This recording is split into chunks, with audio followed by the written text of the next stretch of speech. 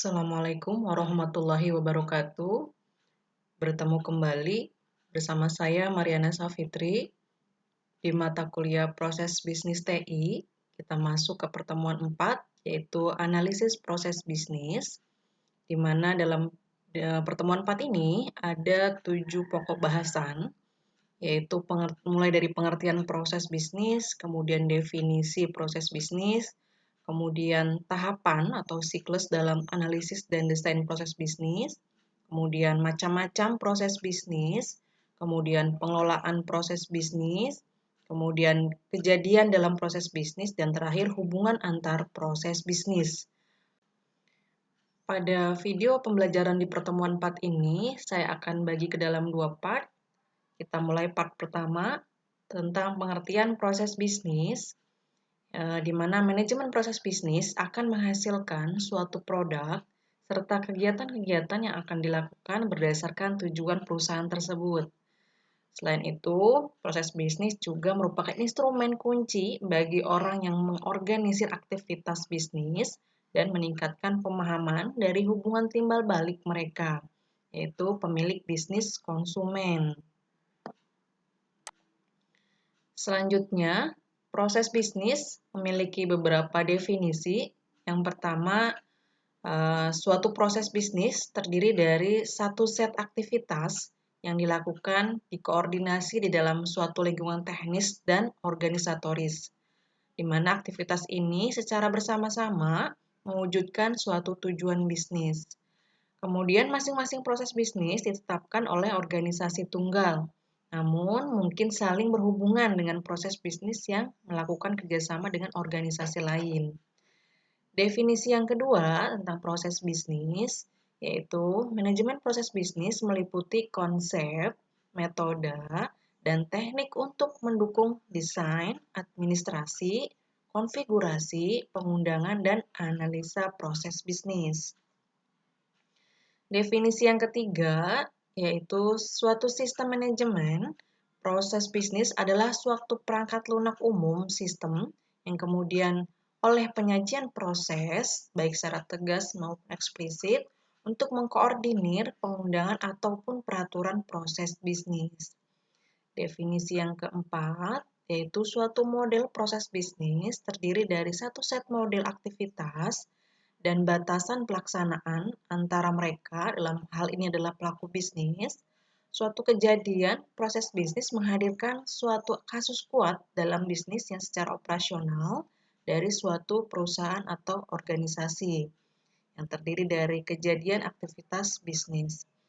Masing-masing model proses bisnis bertindak sebagai suatu cetak biru atau blueprint ya untuk seperangkat kejadian proses bisnis. Dan masing-masing model aktivitas bertindak sebagai blueprint untuk satu set kejadian aktivitas bisnis. Selanjutnya, alasan utama mengapa kita perlu mengadakan sebuah analisa dan desain proses bisnis. Di sini menurut seorang ahli Paul Harman mengatakan ada 3. Yang pertama, karena krisis ekonomi, tentunya kita dituntut untuk lebih efisiensi agar hemat. Yang kedua, ada era ekspansi, di mana di sini keunggulan kompetitif atau keunggulan bersaing merupakan kemampuan yang diperoleh melalui karakteristik dan sumber daya suatu perusahaan yang tujuannya untuk memiliki kinerja yang lebih tinggi dibandingkan dengan perusahaan lain. Ya, ini persaingan. Yang ketiga adalah perkembangan teknologi yang sangat pesat.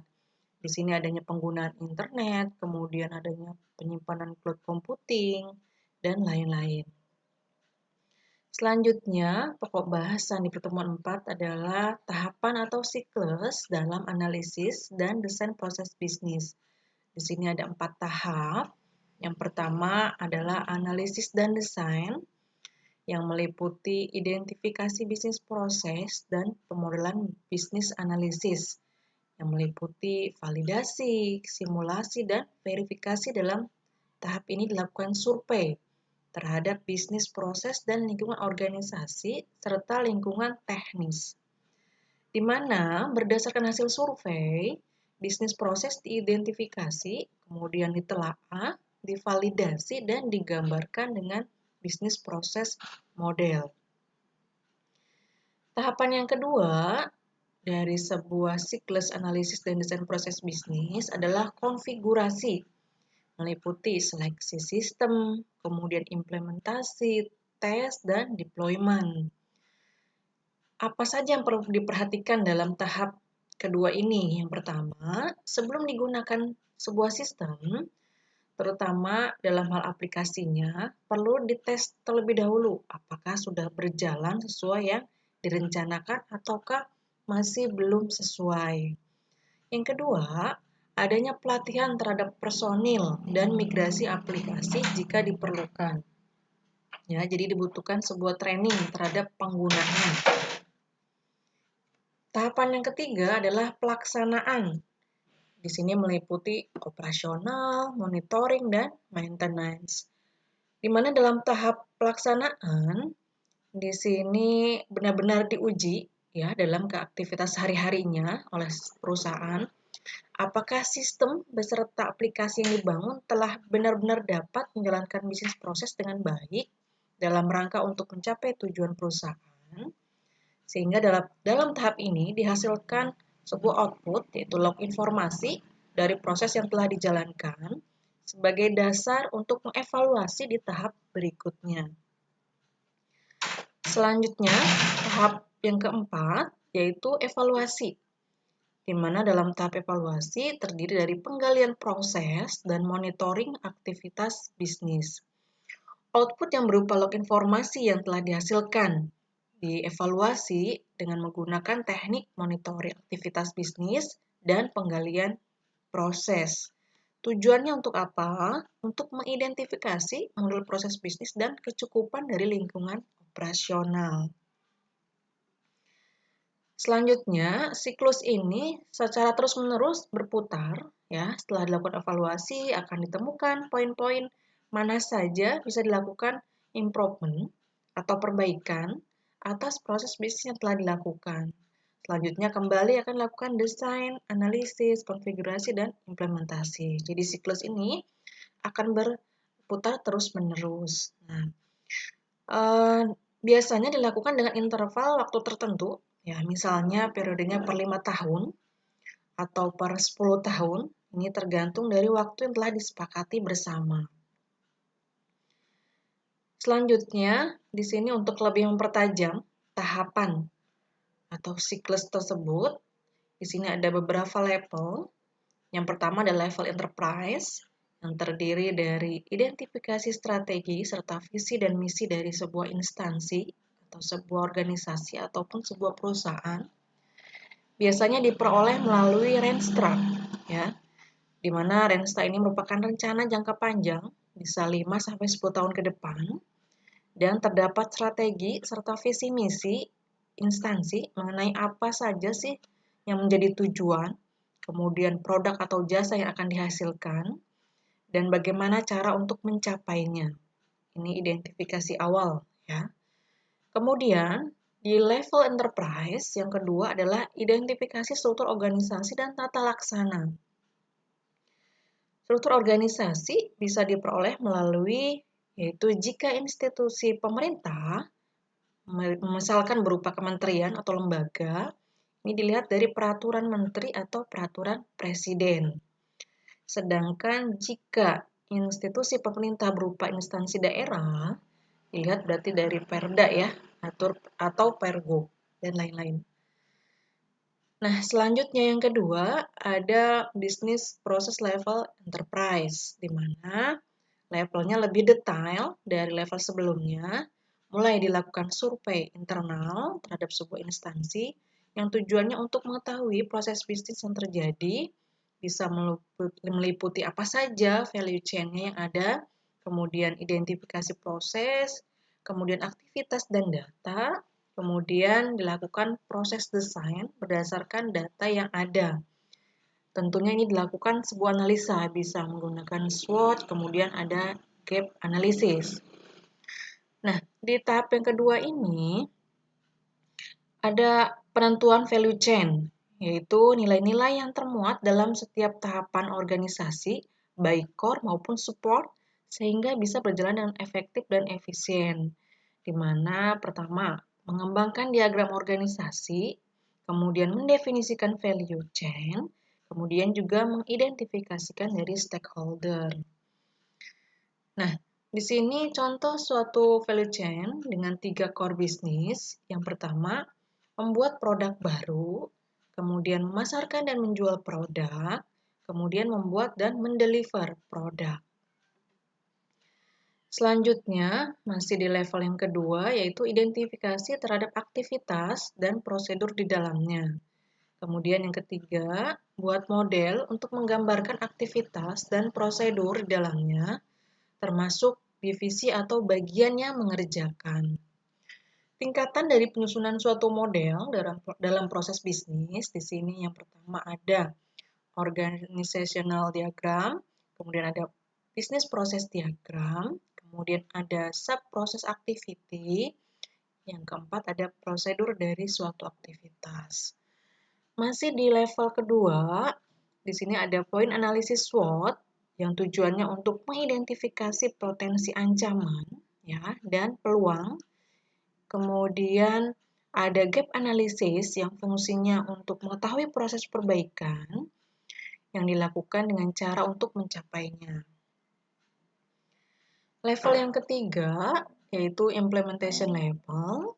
Dari analisa SWOT yang telah dilakukan serta gap analysis, maka akan bisa dilakukan usulan terhadap improvement yang akan dilakukan terhadap proses bisnis yang telah berjalan sekarang. Di sini contohnya ada beberapa aktivitas dan prosedur yang bisa dihilangkan atau juga diotomatisasikan dengan menggunakan proses IT. Misalnya dalam e-commerce atau penjualan, di mana proses ordering atau pemesanan bisa dilakukan via website. Kemudian pembayaran juga bisa melalui internet banking yang terkoneksi langsung dengan perusahaan pengirim barang. Di sini contoh di organisasi pemerintahan. Yang pertama dalam proses perizinan, awalnya semua serba manual, ya. Kita bisa memantau proses perizinan sampai di mana, tetapi dengan adanya IT, kita dapat mensubmit persyaratan via website dan mengecek proses perizinan kita secara real time. Jadi tidak perlu mengantri panjang, apalagi dengan kondisi pandemi saat ini. Kita bisa melalui website, ya. Selanjutnya ada, setelah ditentukan proses yang bisa di-improve, maka akan dibuat proses diagram yang baru untuk kemudian dibuat lagi secara detail aktivitas dan prosedurnya.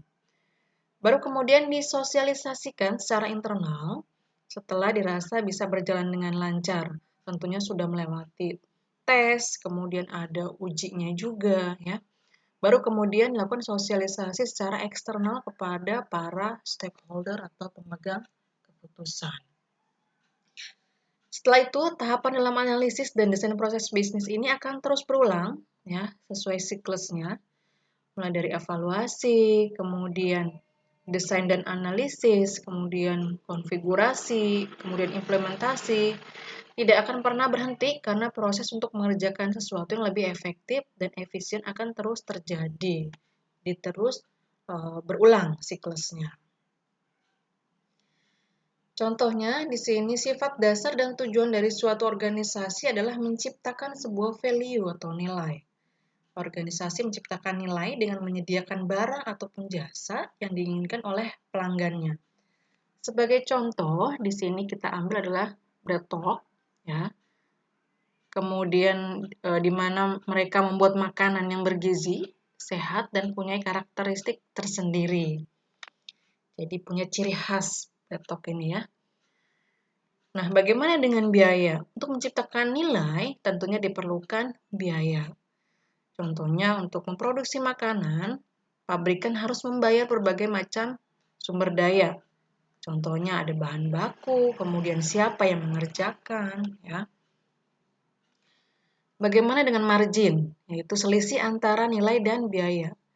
Konsep penciptaan nilai berlaku pada organisasi berorientasi profit dan organisasi non-profit.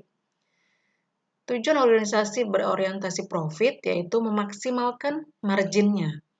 Sedangkan tujuan organisasi non-profit adalah memaksimalkan barang dan jasa yang disediakannya dengan sumber daya yang dimilikinya.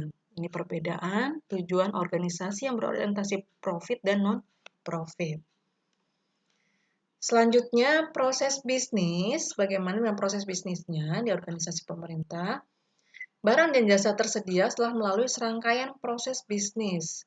Suatu proses bisnis merupakan serangkaian aktivitas yang mengerjakan suatu tujuan bisnis. Apapun jenis barang atau jasa yang disediakan, setiap organisasi paling tidak memiliki 3 macam proses bisnis. Yang mulai dari proses perolehan atau pembayaran, kemudian proses perubahan, kemudian proses penjualan atau pengumpulan. Yang pertama, kita bahas proses perolehan atau pembayaran. Tujuannya adalah untuk mendapatkan atau maintenance dan membayar sumber-sumber daya yang diperlukan organisasi. Contoh sumber dayanya adalah SDM-nya, pabrik, peralatan, dana, bahan baku, dan lain-lain. Sumber daya yang diperoleh dari pihak luar, yaitu dalam hal ini adalah pemasok atau supplier. Kemudian sumber daya tersebut diperlukan untuk dapat menyediakan barang atau jasa kepada para pelanggan.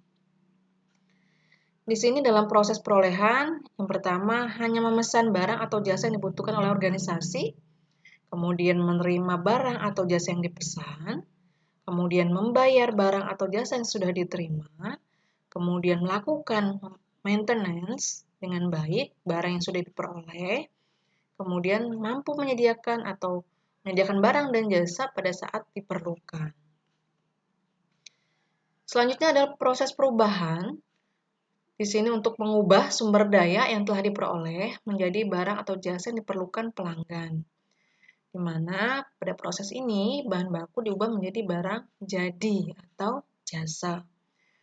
Proses perubahan sangat beraneka ragam, tergantung pada barang atau jasa yang diproduksi, teknologi dan sumber daya yang digunakan, peraturan yang berlaku, pemerintah, lingkungan, ataupun pelanggan sendiri.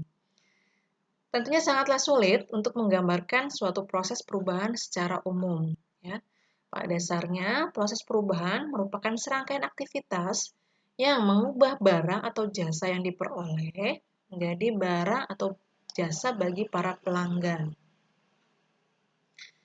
Selanjutnya, proses penjualan atau pengumpulan tujuannya untuk menjual dan menyerahkan barang ataupun jasa kepada pelanggan, lalu mengkolek pembayarannya. Barang jadi ataupun jasa yang telah melalui proses perubahan dijual kepada pelanggan yang ditukar dengan pembayaran. Dalam hal ini bentuknya adalah uang. Di mana proses penjualan merupakan serangkaian aktivitas yang bertujuan untuk mengantarkan barang atau jasa kepada para pelanggan untuk mendapatkan pembayaran. Kemudian cerminan dari proses bisnis perolehan atau pembayaran, di mana ketika suatu entitas memperoleh barang atau jasa serta membayarnya, maka ada entitas lain yang menjual barang atau jasa serta mengumpulkan pembayaran. Selanjutnya, pengelolaan proses bisnis. Di sini yang bertanggung jawab adalah pimpinan organisasi terhadap pengelolaan proses bisnis, kemudian aktivitas pengelolaan atau manajemen dapat dikategorikan menjadi perencanaan, kemudian pelaksanaan, pengawasan, dan penilaian. Yang pertama, untuk perencanaan, pimpinan menentukan sasaran bisnis, kemudian pimpinan juga menentukan prioritas pada proses bisnis yang ada, kemudian menyediakan blueprint untuk mencapai sasaran tersebut, kemudian pimpinan juga harus mengidentifikasi peluang dan risiko yang akan dihadapi oleh perusahaan. Sedangkan tahap pelaksanaan, di sini pimpinan menjalankan rencana dengan membagi proses bisnis menjadi beberapa aktivitas yang lebih kecil lagi, kemudian menugaskan para bawahan untuk melaksanakan setiap aktivitas tersebut. Pimpinan juga harus bisa memotivasi ya untuk melakukan tugasnya dengan baik. Kemudian pimpinan juga membuat rencana yang dibuat dengan jelas sehingga dapat dilaksanakan dengan Baik. Tahapan dalam pengawasan, tentunya di sini ada proses pemeriksaan dari hasil aktivitas yang dilakukan dari keseluruhan proses bisnis untuk melihat apakah sudah sesuai dengan yang diharapkan atau masih belum. Di mana proses pemeriksaan ini mungkin akan menyebabkan perubahan pada harapan yang ditetapkan atau perubahan pada pelaksanaan aktivitas atau proses bisnis. Selanjutnya, tahap penilaian dilakukan secara berkala, di mana pimpinan akan menilai apakah proses bisnis dilakukan telah berhasil mencapai tujuan, di mana dari hasil penilaian tersebut digunakan untuk menyesuaikan rencana, tujuan, dan harapan yang akan datang. Oke, mungkin untuk part pertama sampai dengan di sini dulu, ya.